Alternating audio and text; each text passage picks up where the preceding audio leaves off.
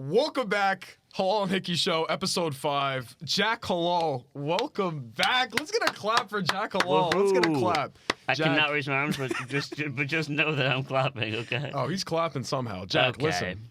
Settle You're down. back. You're back home. You haven't said a word yet. How do you feel to be back? We changed the name of the show last week, and Mark Kalita joined. What do you think of that? I'm offended you guys had Mark on, of all people. Shout out to Mark though Mark Kalita for filling in. Thank you. But that's I'm a still way to fill in. disappointed that Mark was in my spot. But anyways, he did a good job. He did a great job. No, but it's gonna be back. Maybe a better job? It's fun. I'm just joking. That's a joke. That's a joke for the audience. Yeah, Jack is a guy that takes a lot of pride in his hosting here. Mm-hmm. Jack, what'd you think of Mark's performance? I thought it was great. I mean, he's a big hockey guy, so it was, he was probably boring the hell out of our viewers with the hockey talk. But I mean, it was a fun change. I think me and my family and my grandmother especially enjoyed the shout out he gave to her, so that was nice. But I'm back, and it's good to be back, and I'm ready to go. Well, Jacko, listen, before we get into anything, we have to talk about Hoss of the Week. I mean, this guy, we had a guy come into the station. Big shout out to Jones and Keefe, WEI, Hoss of the Week. We had a guy come in the station, Jack, and we'll get into the Patriots right off the top. Could he play for Mike Vrabel's offense? Dude, he'd be the biggest one there. I mean, there was this guy that walked into the station, and he was like Tank Bigsby, man. I don't even know how to explain. Bro, he was like Vita Veda, bro. Like this guy, you put this guy, offense, defense doesn't matter. Put him at fullback. Put him at D-line. Put him at end linebacker. Like Hoss of the Week, big shout out. Get off the top here. New England Patriots, they dropped this one to the Raiders. Tough one. Are our expectations tempered now, or is that just week 0? How do you look at that? I mean, I think we all, from the show over the summer, I think we all had them winning that game, actually. Yeah, we did. You always want to see your team after getting a new head coach and signing a lot of good defensive players. You always want to see the team come out hot and perform well at home. And obviously they came out slow. They came out sluggish. The defense looked honestly worse than it did last year. The offense still kind of looked not promising at all. It was a bummer to watch. I don't. Geno Smith obviously had a great year with Seattle last year, but I mean he walked out of Gillette looking like his owner and Tom Brady. So he was throwing passes that I thought were great. I don't know. It was definitely disappointing. You had all year to win week 1 and to get off to a good start, but just didn't happen. It was a tough one to watch, especially for a group that a lot of people had confidence in, and it was just tough to. That thing's not gonna stay. That thing's not gonna stay. I got it. Ken Carberry, can you update these stands? Anyways, Holy Johnny Rockets. This team, Jacko and Deco. Yeah, that's right. Oh, nice. I like that. This team, I think we tempered our expectations a little bit. Declan, I want to go to you. The secondary. Jalen Hawkins had an interception. He had a sack, but he also gave up that whatever that throw was from Geno Smith. I mean, he tore us apart. It was like 340 yards passing. He did it last year on the Seahawks. I mean, Jabril Peppers gets cut, signs with the Steelers today. What's going on in the secondary? Yeah, not the greatest look. There were a lot of situations that happened in this where it'd be third down, and they would just find an open man every time, whether it was Myers, Tucker, or I don't remember the other person who was out there, the rookie they had out there. I don't remember his name, but he was catching the ball. Obviously, Bowers, didn't really start the game off hot against us, and then all of a sudden he exploded against us. I think definitely missing Christian Gonzalez was a big factor. I think Carlton Davis played good in some moments, but then he gave up some penalties, and the bad moments are really bad. The penalty to the right sideline for the pass interference. Just a lot of not great. And it was just the defense just did not hit him. Like we said, Geno Smith, his numbers were low down from last year. He did throw 15 picks. But the 2 seasons before he did throw only either under 10. So it wasn't that much of a surprise. He's been an underrated quarterback all his life, but definitely not a great showing to start from the secondary. Yeah, it was a tough watch. I mean, from top to bottom offensively, Jack, I want to have this conversation with you. I mean, you saw in the first half, Maye looked like a new version of himself. I mean, they weren't letting him make big plays. You know, they were kind of telling him, ease up, you know, we'll take our shots. But I didn't see a single shot play drawn up for a guy like Maye with a big arm. McDaniels was kind of treating him a little bit like he would treat Tom Brady, you know, like play on, you know, beneath, you know, the first down, beneath the hashes, play conservatively on passes, get underneath routes, like hit guys on comebacks.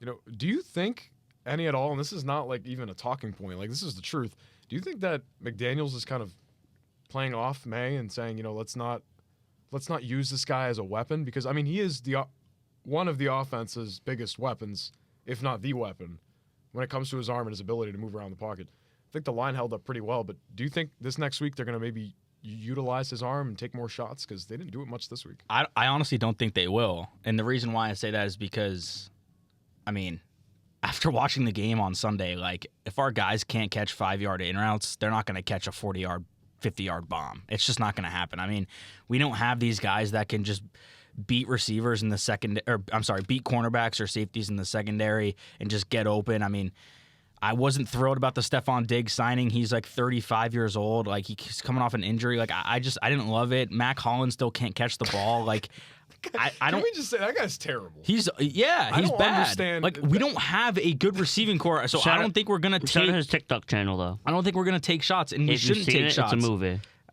It's frustrating, man. I mean, we spent all this money on defense when offense was the biggest worrisome. I think, like we said, like there wasn't a guy out there. Higgins was getting retained. Like, there wasn't a guy out there for us to go for. Yeah. And, like, at the end of the day... I mean, you really don't even make a package for DK? Just something? I know, It's tough. not really worth it. Yeah, I don't know if they want to give up picks right now. Look at the last drafts, Jack. This is what put us in this position where there's holes everywhere. You're right. But There's holes everywhere on this roster. I do want to talk about the positives we did see, though. Sure, we'll get to that, for sure. But I think, I mean, listen, like, DeMario Douglas is a guy that I think has a lot running for him. Yeah. But I think people think a little too high of him. I mean, he caught a touchdown, right? Then he was set up on swing passes. He recepted Jack -2 yards with a touchdown because, I mean, McDaniel sent him up on swings and whatever. Kayshon Boutte out of LSU seems to be the #1 receiver on this team. I mean, he had over 100 yards, right? He's a guy that's on pace for 1,000 if we look at it that way. Like, he's the guy that Maye likes, and he's the guy that he can go to. Diggs needs to be, presented more in this game plan. I mean, I think he knows that. I think this offense knows that. And I think McDaniels, to work off your point, played a bit too conservatively offensively. I mean, and also, Campbell, we'll get to that. He had a good game. I mean, he held his ground really well. The 4th and 5 that turned to a 4th and 10 because of his false start was tough. And then giving up the strip sack. 2 things that a rookie's going to do. But for the rest of the game, Morgan Moses looked good. The right side of the line was pretty solid. Wilson held down his spot. Bradbury actually was the cleanest offensive lineman. I wasn't expecting that. He's a pretty shit center according to PFF. Like, I'm interested to see week 2. I want to see improvement. I don't want to see the same shit happen again. Declan, get to the positives. Yeah, I think obviously you said like Douglas, but I also think like before we get to one positive was I was more surprised like I think there wasn't enough usage of the run game. I think that was stalling. Yeah, I just don't think it was good enough, and because I was seeing a quote I saw from the other day, I think yesterday or today from David Andrews, who was saying it's much easier to run block than it is the pass block. So I thought that definitely wasn't great, but I think some of the positives would be he did spread Drake Maye in the first half did spread the ball a lot.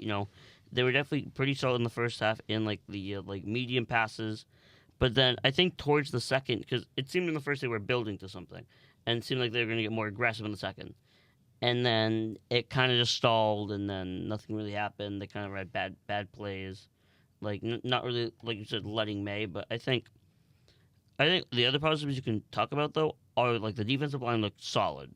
Yeah, it's a good group. The defensive line was definitely, at first they weren't getting the pressure on. if we towards the second half we got more of the pressure on, it was just I don't think the offense was really helping them out. The Patriots did get within one score, but by the time they got within it was already too late. I think guys up front, you saw Harold Landry. Unk still got it. The guy looks good. 3 sacks or 2.5. He had 2.5 and a couple pressures, and the guy looks good, especially for the signing and the contract he got. And listen, it's one of those situations where Vrabel's head coach comes from Tennessee and pulls back 2 of his guys that he likes, right? Robert Spillane and Harold Landry. We can kind of see what this defense is like. It's overly aggressive. I think there's points of the game where they know we shouldn't be pulling a DB to rush at this point. They should just put them in coverage. The 3rd and 20. Why are we blitzing on 3rd and 20? Things like that where it's like, all right, I get you guys are overly aggressive. That's your play style. Headed into Miami now. I think the media cycle has talked enough about this first game. I think it's what I've heard on the radio has been putrid. I'm tired of listening to Felger and the rest of the absolute meltdown. What else are they supposed to do? I get it. Because they thrive on negative. Right. But what else are they supposed to do? Right. It's their job. Right. Last year when Mayo won, they were like, oh, this is a good team. Right. And blah, blah, blah. Mayo's a good coach. Whatever. It's week 1. Going into Miami, what kind of improvements do you think this team kind of needs? They need to get, first of all, they need the offense to do something, right? There needs to be a spark. I think Declan said it, well. I think we need to see Trayvon Henderson kind of just find his groove slowly and kind of just, pound the rock and do his thing. And again, the receivers got to be a big part of this offense. We got to score points. It's just annoying seeing the constant pattern of not being able to move the ball and constant 3 and outs. It's just, I want to see. I honestly think there's something wrong with Drake Maye. He doesn't look right to me. I don't know why. He was missing a couple throws that I thought he should have made. Something just didn't seem right about him. But again, we're in South Florida. Even the GOAT couldn't play down there for some reason on the Patriots in Miami. I'm not too happy, too up about this game. But I do want to see this offense score some points. But also say to your point, this Miami team is one of the worst teams I think I've seen from this past week. By the way, sorry to interrupt. I have one quick thing because I just received the notification when I was parking. If Tyreek Hill plays this week against the Patriots, then I will send a screenshot in our group chat of me sending a DM to the NFL on Instagram because I don't care. Yeah. He should not be playing. Yeah. If you know, you know. Point blank. He but should it's not also be playing. this is the same Miami team that just Daniel Jones looked like Peyton Manning. Yeah. You know what I mean? This is the same Miami team. It's a gimme week. It's like I think it should be though. It should be. It should be, but it's not going to be. Well, okay. Well, there's a big difference between Geno Smith and Tua Tagovailoa. I think Geno Smith's just a flat out better quarterback than him, and I think Tua is he hasn't really found his footing. He had so much pressure. It seemed like the culture all over them. And I think the Patriots have just as good of a defensive line as the Colts, if not maybe better. I think if they lose this game, it would be pretty bad. I'm interested to see. You had more to add, or more just I want to see the secondary play better. Maybe we'll see Gonzo play. I don't really know what his timetable is. I don't know what it is either. I know it's a hamstring injury, so it's not too bad, but. I just want to say I see what you're saying about Drake, but not in one game. The fact that he broke his passing yards record in week 1 shows you how bad the run game was. I think more you looking at that is maybe more the play calling that Josh McDaniels did. But I think when you complete 46 passes, not complete, but you attempt 46 passes, you're not going to win a game. Yeah. That doesn't happen. Right. So some things he needs to work on. He forced a ball to Diggs. It was a pick. Overthrew a couple guys. In my opinion, he looked like he was in rhythm. Yeah. Right. In some drives, it looked like he was in rhythm. But the play calling in the second half was abysmal. 3 and out, 3 and out, 3 and out, 3 and out, because it was first down, swing pass, screen, nobody's blocking. 2nd and long, run the ball, no one's blocking. 3rd and long, overthrow, in the dirt, incompletion, no one's open. Mm-hmm. It was the same shit every time. And that's where I think against Miami, I know what you mean. Even the GOAT couldn't win there. I think it's a gimme game. They got to pick it up. They have to go down there and play to the best they could potentially play, see what didn't work last week, and take a couple shots. The secondary is not great in Miami. It's not. They just got torched by Daniel Jones. Mm-hmm. I mean, Daniel Jones. Daniel Jones. Mm-hmm. I mean, I listen. Maybe he's going to be good there, but I don't think I'm not. I'm confident in this group for week 2. I'm interested to see how it goes. We can put our predictions out, and then we'll move on to the Red Sox. I say we win, and I say it's a 28-point type of game. Get back on the board. You want me to go or you want go. Jack to go? You go. Yeah, I go 20. Patriots 28. Dolphins 17. That was my score for last week, so we'll see. I think the Patriots win it. I think it'll be a comfortable win. I think they'll go. I'll say 24-10. Jack, Look, I mean, go your way, man. Do it. You don't have to go our way. No, it's fine. I think we lose, but closer than opening week. I think we lose 21-17. Okay, that's our predictions for that game. You can listen to us on every platform: Spotify, YouTube. We're not Apple Music. Don't try Apple Music. No, we don't have Apple Music. We're also college students, so we're not going to buy Apple Music. Yeah. You can listen to us anywhere. Hallal and Hickey. We're now a podcast. We're no longer on the air. So catch us every single week here. Yeah. Red Sox. Last night, pick up a win against the A's. 80-65. Looks like the way we're playing, we're going to play Wild Card Series as the playoffs start now. We'd be playing Wild Card Series. God, I almost said Wild Card Series in New York. Still subject to change with the series this weekend. Right, we'll see how it goes. A little bit of news coming just as we were talking about the Patriots. Connelly Early was called up from Worcester. Ooh. So another pitching prospect called up by the Red Sox. Okay. Peyton Toley's start was great. We talked about it last week. Second start, abysmal. Yeah. Gave up like 5 earned runs. Not surprising. Guy's a power fastball. Can't really throw anything else other than his fastball, so trying to figure that out. Early's got a mix of good pitches. Can throw, decent speed, 95, 96 area. He'll be starting on Wednesday. Okay. Jack, Anthony gets hurt. Feels like the offense took a toll yesterday. They put up 7 runs. They kind of got back on track against the A's. Lost series against the D-backs.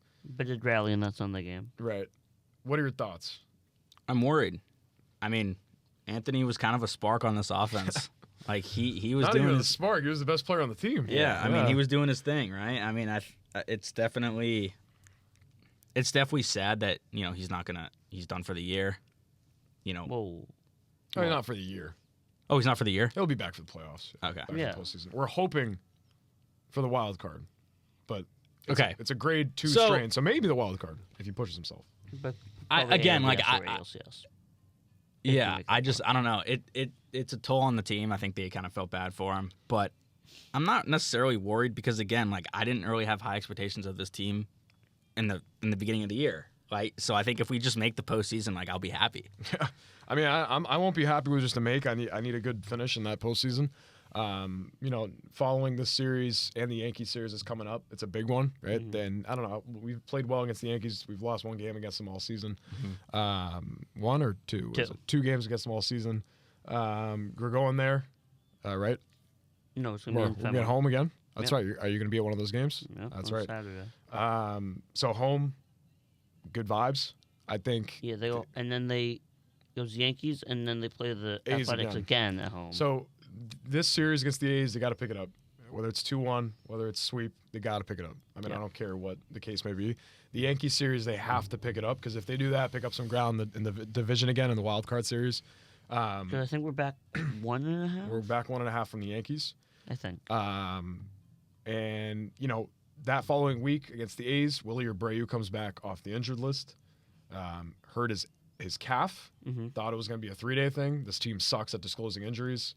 Ends up being out for 4 weeks. That has hindered us. And we were starting Nick Sogard in left field. I mean, things like that can't happen on a postseason roster. I think Abreu is going to ease his way in. I don't think he's going to be a guy that's going to start hot. I think he's going to maybe go over 10 his first 10 ABs coming back. But once he's back in form, it's going to be big for this team. Yeah, because he's like a bat that you miss all the time. Huge. Because He's got 22 homers. Does he have the most or second most? He's got the 3rd most. Okay, because it goes Story, Bregman. No, he's not there. He got hurt. Bregman's at like 16 or 17 homers. Okay. You think I'm lying? No, like 16, 17. 6, 7. Jack, want to ask you, Now this rotation's been insane. I mean, it's been going in and out. Like, it's like whoever's the 4th, 5th starter. Like, now with Connelly Early in, you have Crochet, Bayo, Giolito, Tolley early. So 2 rookies at the end of this rotation. Do you think this Giolito is running on fumes a little bit? He hasn't pitched this much in a very long time. Bayo is good. He hasn't really fallen off completely. What do you think? Do you think these 3 guys, the 3 guys up top, can compete in the playoffs? I do. I think, especially, I think Crochet, I think he's kind of just going to hold his ground. I don't really think, I think he's just one of those vet guys that just knows how to, pace himself and just pitch a good game when his team needs it. Mm-hmm.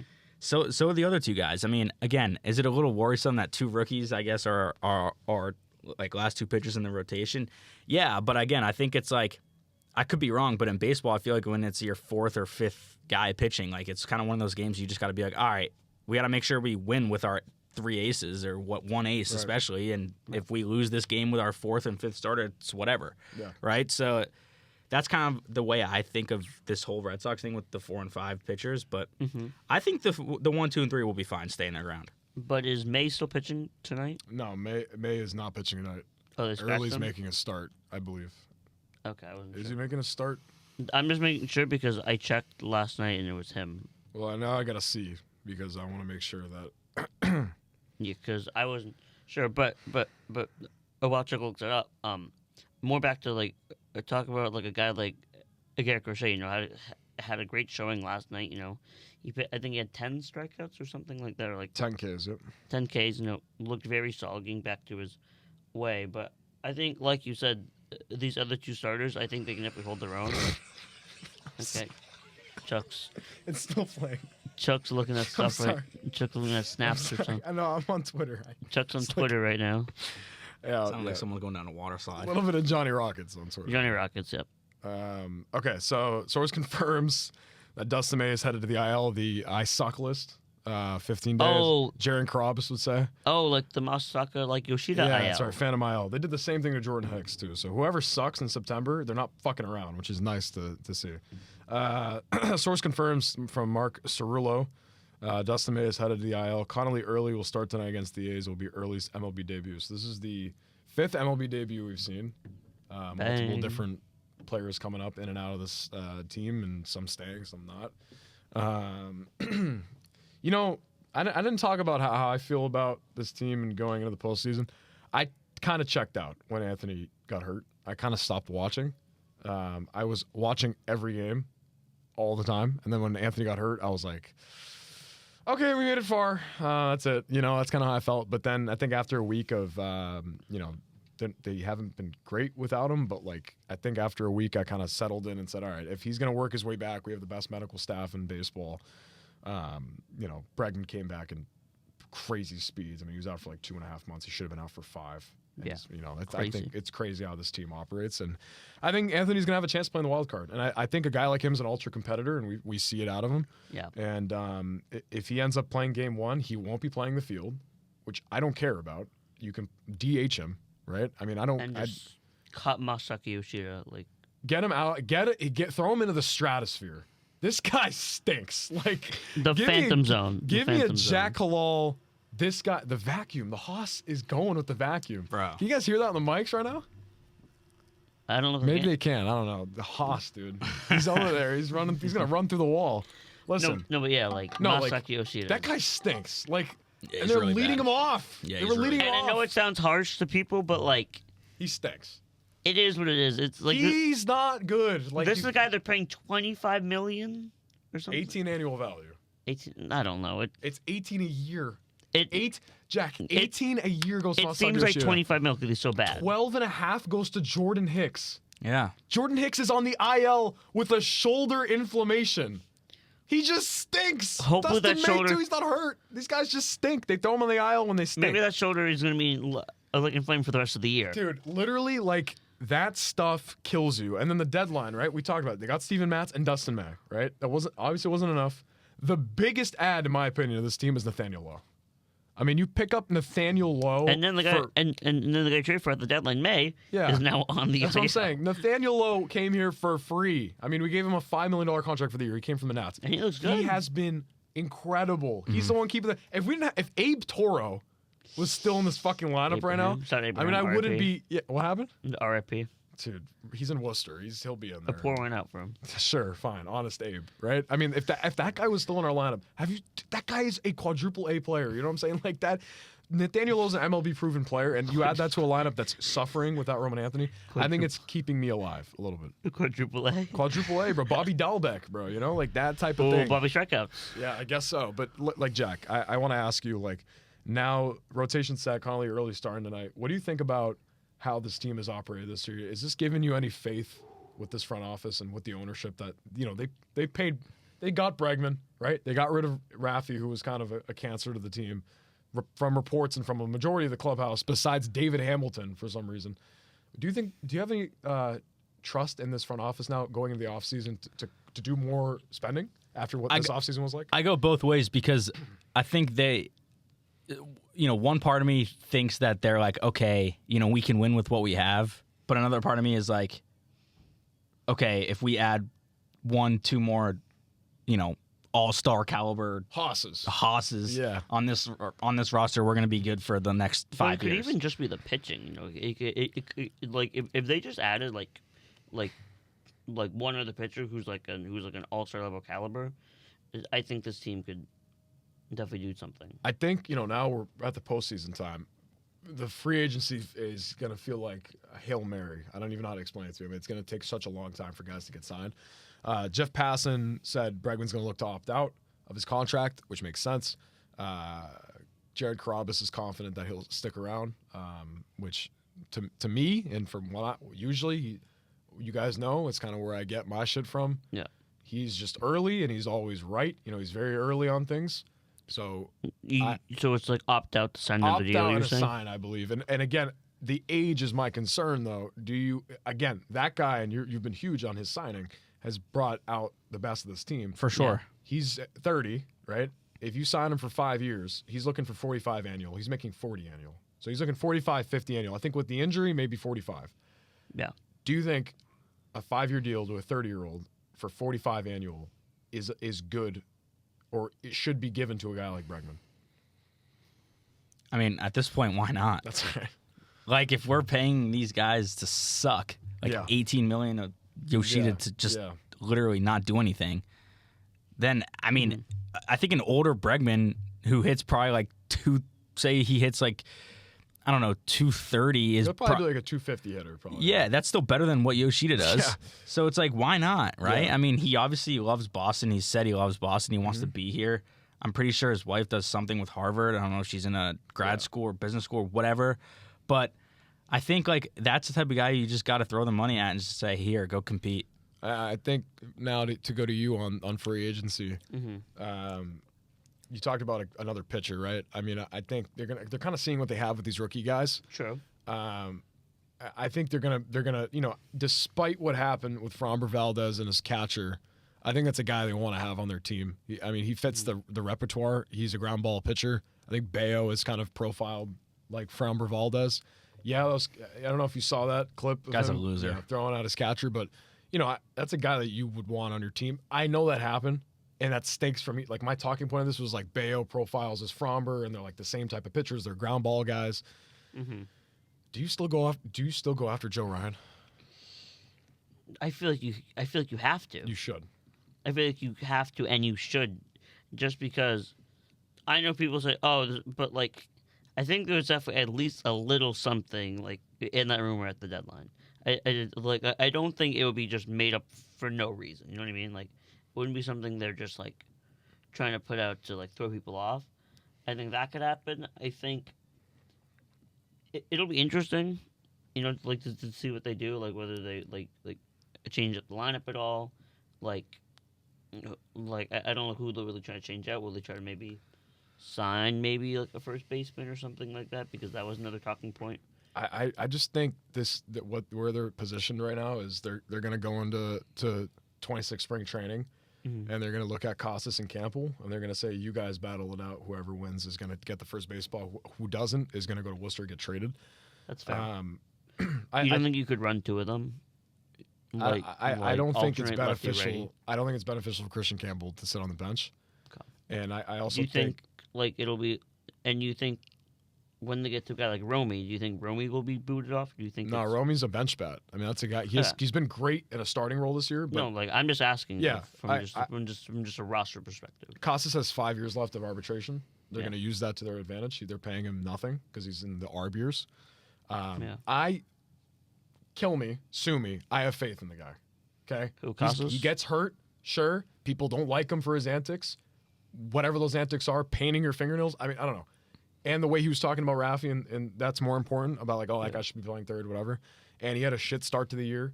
He hit a double walk off and then got hurt 2 days later, whatever the case may be.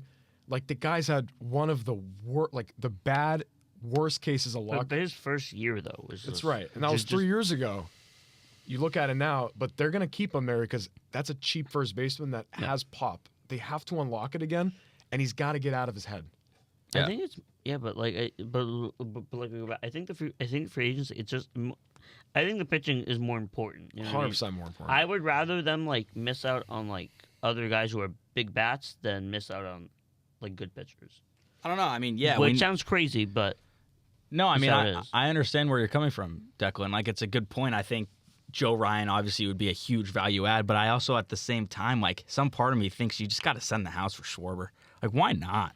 Like, just give him the bag. I was about to talk about that. Like, just let him literally just hit. Who cares if he doesn't play the field? Just let him do like what Dave Ortiz did. Yeah, just hit like, bombs. Like people bring up, oh, they didn't re-sign him, whatever. Like there was no chance the 2022 Red Sox were gonna haul Schwarber's hoss ass onto that lineup. That team sucked. Yeah. They weren't gonna spend money. You know what I'm Yeah. saying? Like they just came off an ALCS run that they didn't even think they were gonna be on. Like you do send the house at Schwarber, but that's basically all your free agency spending is gonna go to one guy. Yeah. Would that benefit you? Sure, but the thing about if you do that is Ryan is looking for a deal. Ryan's got ARB left, right? Yeah. He's under control for like $2.5 million. For a guy like Joe Ryan, that's ridiculous. I mean, he's making $2.5 million. If you send the house for Schwarber, you get rid of Yoshida, you're going to eat that money. I mean, I'm thinking about, are they going to balance this team? And I for sure know that Schwarber would love to be back in Boston. I mean, he always talks about how much he liked his time here. Former Wareham Gateman, by the way, shout out my Cape League team. Like, that's a guy that I would love to have back on this team. You know who I'd love to have? I don't know if he's even available to get, but I think a great add to this roster would be Nathan Eovaldi. Nate. Nasty Nate. Nasty Nate. I mean, I don't know if he's a free agent or if he wants to leave. Okay, go. Yeah, go. so unfortunately, how this operates, and we're gonna have to end the show in like a couple minutes, but fortunately, how this operates is we signed Walker Buehler to a 1-year, $21 million deal. Prior to that, we offered Nate Eovaldi a contract, and he said, all right, I'm going to go test the market a little bit more. Ended up testing the market, didn't get what he was looking for. He came back to us. He was like, I like the contract you're offering. We said, nope, we signed Walker Buehler. Nate Eovaldi got hurt at the end of the season, unfortunately, but the guy had a 1.5 ERA as a starter, something crazy like that, 1.8, 1.9, and he was doing pretty well for the Rangers, and we ended up DFAing Walker Buehler. That's just how life goes. I think they went a little too quick on signing Walker Buehler in the offseason, and I think that ruined it for us because Nate Eovaldi and Crochet at the top of this rotation would have been elite, especially with Bayo and Giolito. So you think I agree. nothing can happen, or do you think they can make a trade? If they're interested in bringing Nate back, sure. He's 37 years old. You know, you're going to dump, the guy had a good season, or you're going to dump a prospect for 38-year-old Nate Eovaldi? Sure. Maybe. I don't know. But that actually brings us to the end of this show, a shorter one. I was just going to say, I mean, we can't be skeptical about the age. Look what Chapman's doing at his age. You never know. That's true. And also, he's a closer, I understand, all the but you never prospects know. pan out, you never know. Yeah. Well, that brings us to the end here. Episode 5, Hallal and Hickey Show. Thank you so much for tuning in. Jack, good to have you back. Appreciate it. Decky, Good to be here. that's my guy. Okay. Jacko. All right, we'll see you guys. Thanks. See you. Bye.